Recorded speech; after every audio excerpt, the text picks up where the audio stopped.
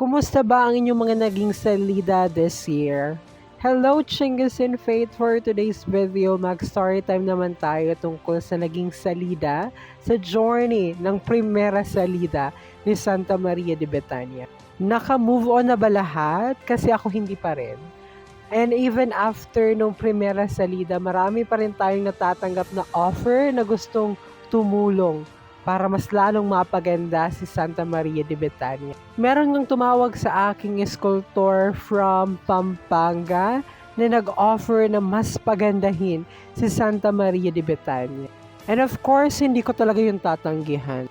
At meron na din nag-suggest or nag-offer, nagawan din siya ng damit for next year. Di ba malayo pa pero nagpapasalamat na ako. Unexpected rin talaga yung paglabas niya this year kasi akala ko hindi na siya makakahabol kasi hindi pa siya tapos. Alam niyo ba na nag-chat na sa akin yung anak nung pinapagawan ko ng image and sabi niya pwede na daw kunin si Santa Maria de Betania. Kaso ang problema ko, alam niyo ba na wala akong pambayad.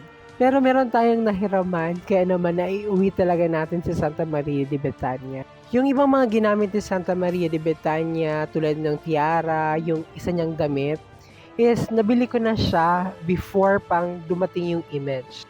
Yung damit niyang yan, nasuot niya ng Holy Wednesday, binili ko po yan sa Facebook.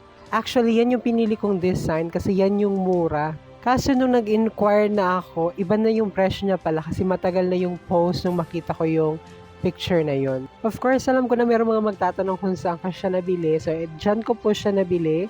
Hanapin nyo lang siya sa Facebook. Kung baguhan ka pa lang na hamarero and wala ka pa talagang budget, napaka-budget friendly ng mga in-offer nilang damit. Kaya pwede nyo rin i-check out yan. Yung buhok niya din yan, in-order ko lang yan sa Orange app. Actually, hinabol ko na lang talaga yan kasi hindi ko talaga bet yung nabili kong abakang buhok ng santo. Actually, sabihan ko talaga si Santa Maria de Betania na kung gusto mong ibang buhok ang gagamitin mo, nagawa niya ng paraan na makarating on time yung buhok na in-order ko sa Orange app. And yes, Holy Monday pa lang dumating na siya.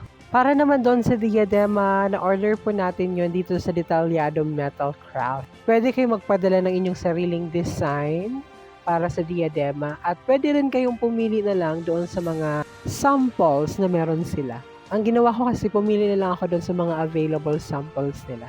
At baka nakakalimutan nyo, yan yung diadem ang pinag-usapan ng bayan. And yes, nasuot na po siya ni Santa Maria de Betania. Hindi naman siya nagreklamo na sinuot ko muna yun. Charis. Alam nyo rin ba na iba yung karosang ginamit namin nung Holy Wednesday sa Good Friday?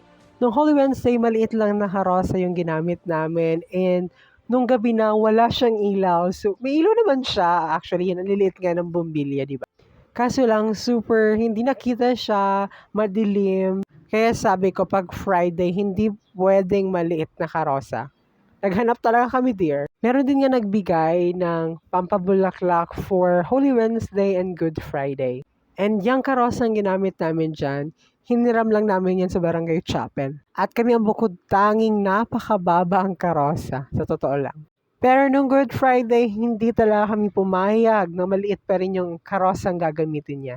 So naghiram kami sa simbahan ng malaking karosa. Sa damit dyan ni Santa Maria de Betania, iba yung may-ari ng bestida. Yan po ay binigay sa atin ni Frederick Vargas from Canacman na isa ring kamarero ng imahe ni Santa Maria de Betania. Iba rin yung may-ari ng belo, iba rin yung may-ari ng pinangkapa namin sa kanya. Nagambagan lang talaga para mabuo yung kanyang final look. Maging yung mga bulaklak na plastic na ginamit namin, actually gagamitin yan para sa kasal. Nauna pa namin gamitin sa primera salida ni Santa Maria de Betania. At pinahiram lang din niya ng pinsa namin. Yung kortinang pink at yung pinang-ibabaw namin, iba rin ang mga may-ari niyan. Kahit yung generator na ginamit namin during the procession, iba rin ang may-ari.